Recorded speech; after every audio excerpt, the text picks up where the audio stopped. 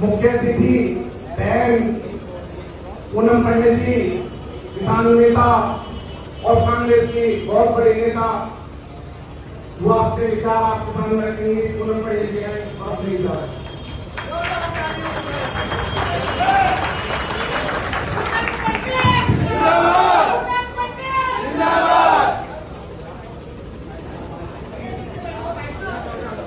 सम्मानित मंच और इस मंच को सजाने वाले मेरे सामने बैठे हुए हमारे बुजुर्ग और इस देश का युवा जो हमारा भविष्य है, जो हिंदुस्तान की तकदीर होता है, उन सभी का मैं हार्दिक स्वागत और अभिनंदन करती हूँ। मंच पर बैठे हुए तमाम मंचासीन मेरे साथी, मेरे भाई, इस प्रोग्राम को कराने वाले हमारे यूथ कांग्रेस के महासचिव रमेश प्रधान भाई, आपका हार्दिक स्वागत और अभिनंदन करती हूँ आपके समर्थन का। और हमारे बीच में गाजियाबाद के कोऑर्डिनेटर गाजियाबाद से राजकुमार शर्मा जी, हमारे बड़े भाई कौशिक जी, संचालन महोदय, और आज को मुझे मिलाने वाले मेरा एक ऐसा नौजवान साथी, मेरा छोटा भाई, एक बार जोरदार तालियों से स्वागत कीजिए। मैं चाहती हूँ कि हर गली में वो आवाज गूंजे, और मैं देख रही हूँ कि मेरा छोटा भाई मंच को छोड़ करके आखिर की पंक्ति में खड़ा हुआ है। ये पहचान है एक अच्छे लीडर की, ये पहचान है हिंदुस्तान को आवाज बुलंदी देने की, ये पहचान है, यही एक नेता की पहचान है। ये ध्यान रखिएगा कि जिंदाबाद के नारे लगाने वाले बहुत सारे ऐसे नौजवान आते हैं कि जिनको जिंदाबाद की भीड़ इकट्ठा करनी है, जिंदाबाद के नेताओं के नारे लगवाने, अपने नारे लगवाने, लेकिन मैं साफ बोलती हूँ कि जिस गली से मैं गुजरूं तो वहां पर हिंदुस्तान की एकता और भाईचारे के नारे लगने चाहिए, वहां पर नारी शक्ति की बुलंद आवाज हो, इस चीज के नारे लगने चाहिए, वहां पर हिंदुस्तान एक गुलदस्ता है उसके नारे लगने चाहिए, वहां पर भारत माता के नारे लगने चाहिए, वहां पर कांग्रेस के नारे लगने चाहिए, वहां पर राहुल गांधी, प्रियंका गांधी, अजय राय जी और अविनाश पांडे जी के नारे लगने चाहिए। गली का पार अमर रहे, ऐसे नारे लगने चाहिए। अम्बेडकर जी अमर रहे, सुभाष गांधी, नेहरू, पटेल, न जाने नाम कितने हैं जो खास, ऐसे नारे लगने चाहिए जो इन विचारधारा को साथ में लेकर के चलता है। ध्यान रखिएगा कि एक मुकम्मल हिंदुस्तान के साथ साथ में एक ऐसा इतिहास लिखता है जो आपके लिए बेहद जरूरी है, बहुत जरूरी है। मैं चाहूंगी कि मैं आपको बहुत प्यार अपने प्रति देख रही हूँ, आशीर्वाद भी देख रही हूँ, आपकी आंखों की चमक बता रही है मेरे प्रति लगाव और प्यार, लेकिन मैं चाहूंगी कि आप थोड़ी देर बात को बड़े ध्यान से सुने। यहाँ बात सिर्फ ये नहीं है कि मैं आऊँ और आपसे नारे लगाऊं और चली जाऊँ, थोड़ी देर फोटो सेशन हो और बात खत्म, क्योंकि इस देश में बहुत बड़ी बीमारी है भ्रष्टाचार की और छपास की, क्योंकि देश के तमाम नेताओं को, प्रधानमंत्री से लेकर कार्यकर्ताओं को भ्रष्टाचार की और छपास की बीमारी है, फोटो में छपने की और पेपरों में, उससे थोड़ा बाहर निकलिए। बहुत जरूरी है कि प्रचार भी हो, लेकिन सबसे पहले काम हो। जब आप काम करेंगे तो प्रचार आपका खुद ब खुद होगा। यकीन नहीं आता तो मैं सामने खड़ी हूँ, इससे बड़ा उदाहरण हो सकता है? बताइए। कोई प्रचार नहीं, कोई मेरे साथ एक सिंगल व्यक्ति नहीं था जिस तरह मैं बॉर्डर पे गई थी, अकेली अपने घर से गई थी। तो आप सभी देश के किसानों के लिए मुझे गर्व है इस बात का कि मैंने देश के किसानों की आवाज उठाई, देश की तमाम बेटियों की आवाज उठाई।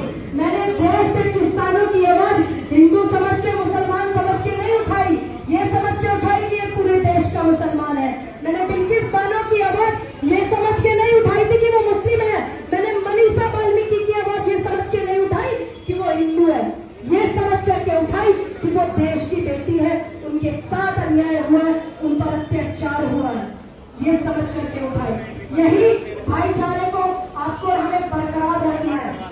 ये जो संगठन सर्वे का प्रोग्राम चल रहा है, आप सभी ने वो वीडियो देखा राहुल गांधी जी का, किस तरीके से वोट चोरी का खुलासा वो कर रहे, देखा है कि नहीं?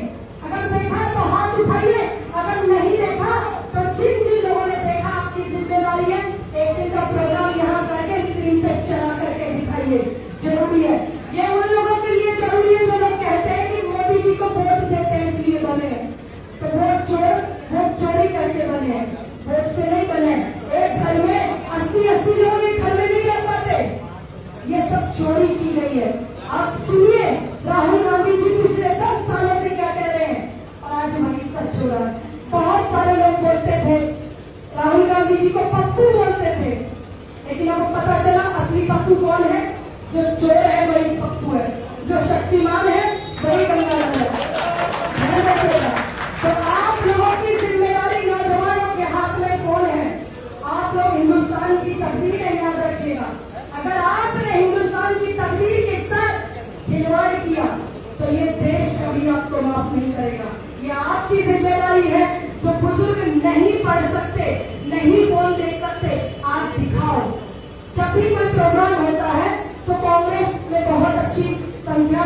आती है। अब मैं आपसे नाराज भी हूँ तो मैं नाराजगी की बात भी आप ही से करूंगी, कहीं बाहर तो जाऊंगी नहीं करने के लिए। क्यों?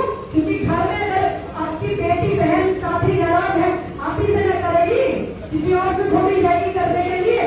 तो ध्यान रखिएगा, ये मेरा जिला गाजियाबाद है, ये मेरी विधानसभा सिकंदराबाद है, ये आपका अपना घर है। इस घर में, इस परिवार में अगर कोई नाराजगी है तो हम उसको भी दूर करेंगे। मैं एक एग्जाम्पल दूंगी आपको। मैंने मान लिया कि आज गठबंधन है, समाजवादी पार्टी, आम आदमी पार्टी, कांग्रेस पार्टी, सभी का गठबंधन है। लोकसभा के बाद में गठबंधन है। अब 27 में होगा या नहीं, ये हमारा बड़ा नेतृत्व तय करेगा। लेकिन आप एक बात हर बार भूल जाते हैं, मैं आप ही को बोल रही जो सामने बैठे हुए हैं, जब भी आप पीड़ित रहे हैं हिंदुस्तान में, जब भी हिंदुस्तान के नौजवान हो, बुजुर्ग हो, किसान आंदोलन में लठ बजाए हम लोगों पे, आप लोगों को पीड़ित किया गया। CNRC में आपकी बहन बेटियां बैठी रही, आप लोगों की बेटियों को पीड़ित किया गया या नहीं? मनीषा वाल्मीकि हाथरस की बेटी जब बैठी रही तब आप लोगों को पीड़ित किया गया। तब आपकी आवाज किसने उठाई थी, बताइए मुझे। आज वोट चोरी की आवाज कौन उठा रहा है? आज संविधान की आवाज कौन उठा रहा है देश में? राहुल गांधी, मल्लिकार्जुन खड़गे, प्रियंका गांधी, कौन उठा रहा है आपकी आवाज? अजय राय, कौन उठा रहा है आपकी आवाज? इजराइल गहलोत, कौन उठा रहा है आपकी आवाज? हम और आप। तो आप हमेशा क्यों भूल जाते हैं? जब गठबंधन नहीं होता तो आप सिर्फ एक चीज याद रखते हैं। क्या याद रखते हैं? अच्छा, समाजवादी पार्टी से हमारे मौसी का बेटा खड़ा है, उसको वोट देंगे। बसपा से हमारी बुआ जी का बेटा खड़ा है, उसको वोट देंगे, है ना? कांग्रेस से हमारे चाचा जी का बेटा खड़ा है, बेटी खड़ी है, उसको वोट देंगे। करते हैं ना आप ये? अगर गलती आप करते हैं तो उसको स्वीकार कीजिए। अगर मुझसे भी कोई गलती होती है तो मैं भी करती हूँ स्वीकार। आप वहां वोट देने पर भूल जाते हैं कि आज के देश में अगर आवाज उठाई है तो वो हमेशा कांग्रेस ने उठाई है। हाँ, अगर कोई आपका अपना पर्सनल ऐसा प्रत्याशी खड़ा है कि जिसने सभी साथियों का, सभी भाइयों का, सभी जात बिरादरी धर्म समुदाय को जो लेकर के चला है और वो एक अच्छा व्यक्ति है, तो अगर आप उसका सपोर्ट करते हैं तो मैं भी इस बात को करनी। लेकिन जब चुनाव आता है, आप ही का वोट सबसे ज्यादा बढ़ता है। आपके वोट को लेने का काम लोग करते हैं। कितने बड़े बड़े आपके समाज के अपने नेता हैं जिनकी हत्या हो गई, जो जेल में पड़े हैं, लेकिन उनकी आवाज कोई नहीं उठा है। वोट के टाइम पे आप लोगों को बोला जाएगा कि हम आपके हर आधार हैं। तो आप ध्यान रखिएगा, आपका बेहद जरूरी है इस बात को समझना कि आपकी आवाज अगर कोई उठा रहा है सदन में तो वो प्रियंका गांधी और राहुल गांधी जी उठा रहे, खड़गे जी उठा रहे, कांग्रेस उठा रही है, ये समझना जरूरी है। अगर आपने यही नहीं समझा, आपने अपने वोट को एकत्रित नहीं किया, तो फिर आपके वोटों की गिनती कहीं नहीं होगी। और फिर क्या होगा? जैसे किसान आंदोलन में बेटियों पे डंडे बजाए, किसानों पे डंडे बजाए, दिल्ली में शाहीन बाग में बैठी गांव की बेटियां, उनके पुलिस के द्वारा इतना गंदा व्यवहार किया गया। ठीक है, तो आप मेरी बातों को समझ रहे हैं, शांति बना करके समझिए बातों को। पीछे भी बहुत लोग खड़े, मैं चाहूंगी कि आप बैठ जाइए, प्लीज आप बैठ जाइए, व्यवस्था खराब हो रही है, बैठ जाइए, आप बैठ जाइए, मैं बैठ जाऊँ भैया।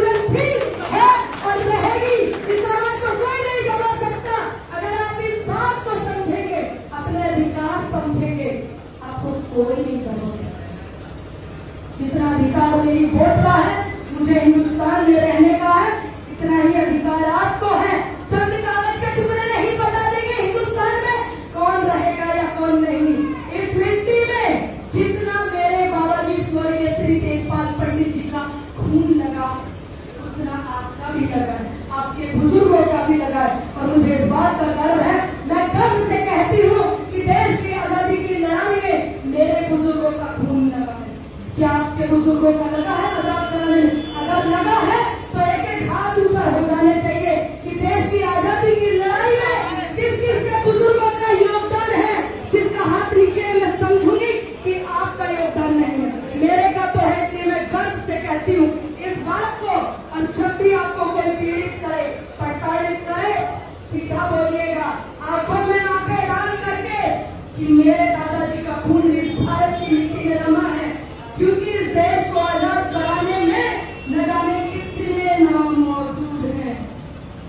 मंगल पांडे, आजाद, भगत सिंह, सुभाष गांधी, नेहरू, पटेल, गरीब अब्बास, न जाने कितने नामों की लिस्ट है। उनमें से कोई आपके परिवार से है, आपके बुजुर्ग है, कोई मेरे परिवार के, मेरे समाज के हैं। तो इसका मतलब यही कि हिंदुस्तान की आजादी की लड़ाई में हमारा खून लगा है। इस अधिकार को, इस हक को आप जो हमसे कोई नहीं छीन सकता, बशर्ते आपकी निगाहें संविधान के जब आप बात करें, अपने हक की जब बात करें, आपकी निगाहें नहीं झुकनी चाहिए। अभी मैं घर पर नहीं थी, घर पे जब पहुंची नहीं, अभी अब जाऊंगी तो मेरी माता जी, उनकी आंख का ऑपरेशन हुआ तो मेरी माता जी पढ़ी लिखी भी नहीं है। मुझे डर है कि मेरी माँ एक अनपढ़ होने के बावजूद आप भाइयों का सपोर्ट करने में मेरा बड़ा सहयोग करती है। तो अभी एक पुलिस वाले आए समझ लेकर के बागपत का लोकसभा चुनाव से पहले एक ब्राह्मण समाज का सम्मेलन हुआ था। उस सम्मेलन में समाज की बातें, सभी समाज के प्रोग्राम होते हैं, आपके भी होते होंगे, ऐसा नहीं है। सिर्फ समाज की बातें, समाज को कैसे डेवलप किया जाए, तो उसके लिए मुकदमा लिखा और उसका सम्मान आज लोकसभा चुनाव हुआ। ये सारे के सारे बैठे हुए एमपी कितने सालों, कितने महीनों से तनख्वाह भी खा गए है ना लोकसभा की। और आज मुकदमा किससे की? मैं प्रताड़ित हूँ, मेरी बूढ़ी माँ परेशान हो कि बेटी, क्योंकि वो नहीं समझती कैसे मुकदमा, कितना समझती। पुलिस वाला घर आया और ये मुकदमा कोई हो। तो इन सब चीजों से मत डरिएगा। और मैं एक निवेदन और आपसे करके जाऊंगी अपनी बात। देखिए, अगर मैं आपके बीच में आती हूँ तो आपको अच्छा लगता है ना कि हमारी कोई बहन है, कोई साथी है, कोई बेटी है, कोई बच्ची है, हमारी आवाज रखती है, अच्छा लगता है ना। जब भी कोई आपका प्रोग्राम हो, देखिए बेटियां न जाने क्या क्या कर रही है। अभी ऑपरेशन सिंदूर के नाम पे लोग, हमारे मोदी जी ने पूरा हवाई लूटा। एक भाजपा के नेता ने आतंकवादियों की बहन बताया सोफिया कुरैशी को, तो वो फाइटर चला रही थी ऑपरेशन सिंदूर को। आपने देखा होगा 3 बेटियां, जिसमें एक बेटी सोफिया कुरैशी, उसको बड़ा ट्रोल किया गया। तो आपकी अपनी बेटियां इस देश की रक्षा कर रही हैं। जब भी कोई प्रोग्राम हो तो मैं निवेदन करती हूँ, समझती हूँ कहीं बहुत ज्यादा पर्दा भी है, कहीं बहुत सारी चीजें भी हैं, लेकिन जो बुजुर्ग हैं उनको भी बुलाया करिए, जिससे कि वो भी बातों को समझे, छोटी बच्चियों को भी बताए। और आज हमारे देश में रोज 2 घंटे का आंकड़ा निकलता है बेटियों के प्रताड़ित होने का और बलात्कार होने का। अपनी बेटियों को सुरक्षित रखिए, क्योंकि जो हैवान है, कम से कम कितने लोकसभा में बैठे हुए भाजपा में, जिन पे बेटियों पे, महिलाओं पे प्रताड़ित करने के मुकदमे चल रहे हैं। भाजपा के कितने लीडर हैं? एक प्रज्वल रेड्डी, उस पे अभी उम्र कैद की सजा हुई है उसको। तो ये सब भाजपा में कुकुर मुत्ते पाए जाते हैं। उन कुकुर मुत्तों से बचाने के लिए अपनी बेटियों को सेफ रखें, सुरक्षित रखें, क्योंकि सबको पता है कि घाट बैठे हुए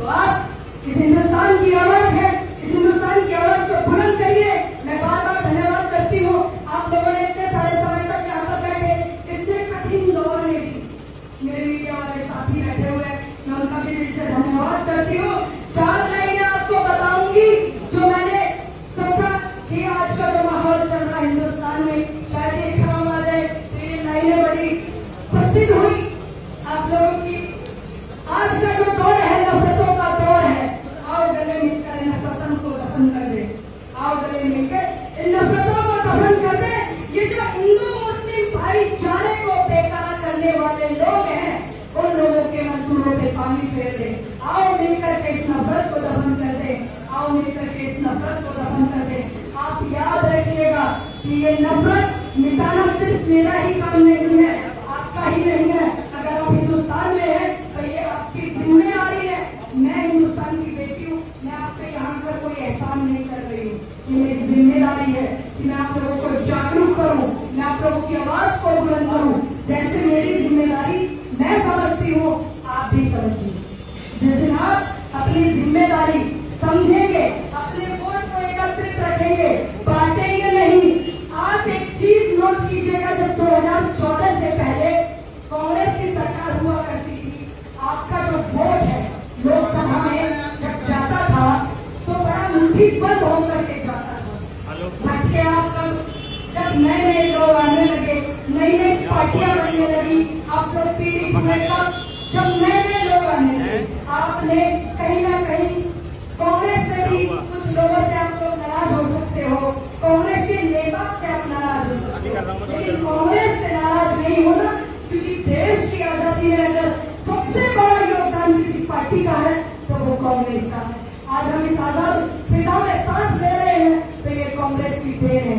आप इस चीज को मत भूलिए। नए लोग हैं, नया दौर है, लोग आते रहेंगे। आप अपना जो दामन है, जिसकी वजह से हम और आप एक थे, एक हैं और एक रहेंगे, ये किसकी वजह से? ये नारा किसका था? कांग्रेस का।